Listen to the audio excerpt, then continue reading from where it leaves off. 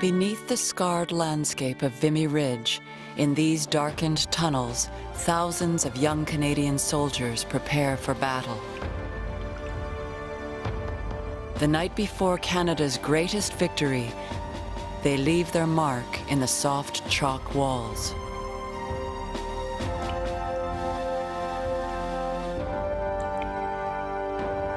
For many, it will be their epitaph.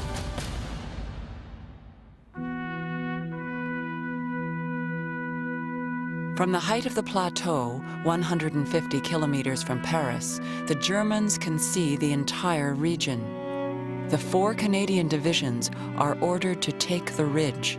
A surprise attack is almost impossible.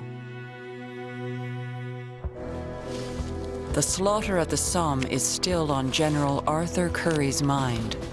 Strategies must be completely revamped. A model of Vimy Ridge is set up. The troops measure and time the planned advance. And maps are issued to all the soldiers for the first time. Currie, commander of the 1st Canadian Division, writes to his mother. Personally, I was never better. My hair is thinner and whiter, but otherwise I am all right. The division is in splendid form. I have never had more confidence in its fighting efficiency. Claude Williams is the 21-year-old son of a Methodist minister from Hamilton, Ontario. He abandoned his medical studies to join the army. Dear Father, if old Kaiser Bill only saw the preparations that have been made, he would throw up the sponge, I'm sure.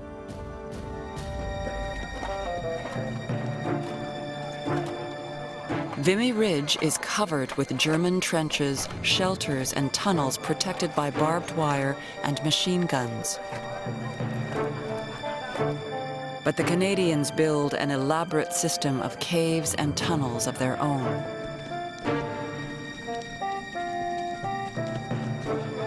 They set up a railway to transport a massive amount of explosives.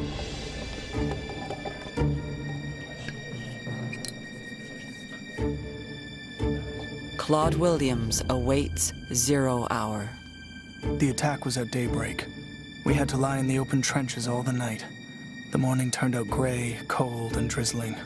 Everybody shivering and chilled to the bone. On April 9th, 1917, Canon Frederick Scott rises at 0400 hours. Never was the spirit of comradeship higher in the Canadian Corps. Never was there a greater sense of unity. There is no visual record of Vimy Ridge. Scenes from other battles help tell the story. The attack begins at 0530.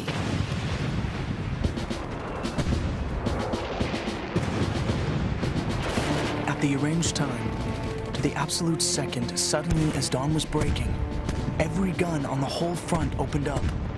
The roar of the heavy guns was deafening. A creeping barrage leads the attack, destroying enemy barbed wire.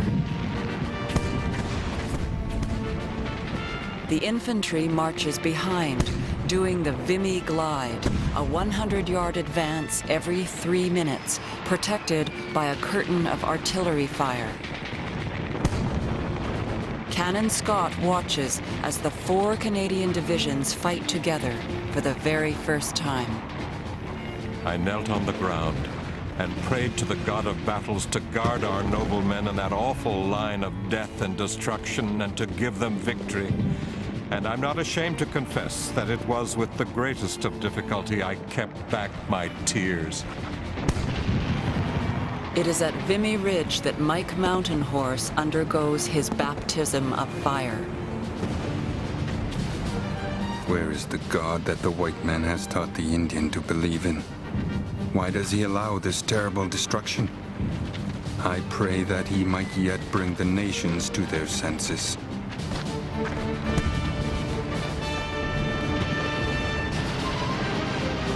Shoulder to shoulder, the men advance up the ridge as planned, routing the Germans from their trenches.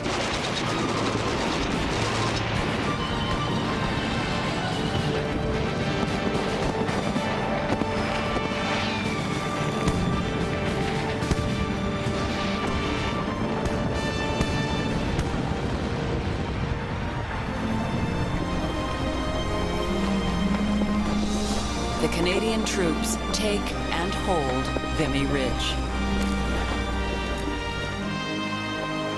Canadian soldiers make greater advances and capture more arms and more prisoners than any other Allied offensive since the start of the war.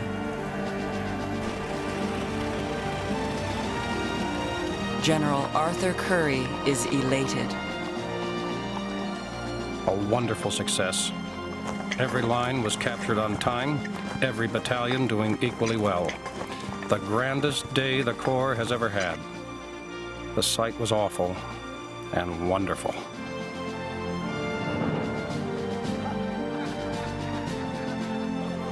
It is often said that the Battle of Vimy Ridge marks the true beginning of the Canadian nation. Vimy becomes a shared symbol for Canadians and a source of national identity and pride.